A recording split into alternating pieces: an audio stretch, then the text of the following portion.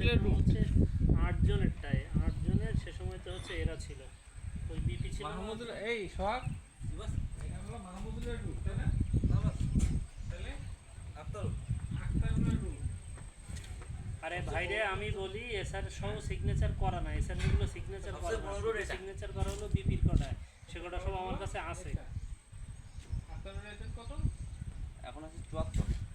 74 এদিকে আবার ইয়ে আছে 75 না সুব্রত সভ্যতা 75 না 57 61 না না সুব্রত 61 তাহলে কার জন্য 74 বললেন মামুন দিলে হচ্ছে 71 না আক্তারুলের 74 পবিত্র না সুব্রত বলেন না 74 72টা 75টা না পাঁচটা না না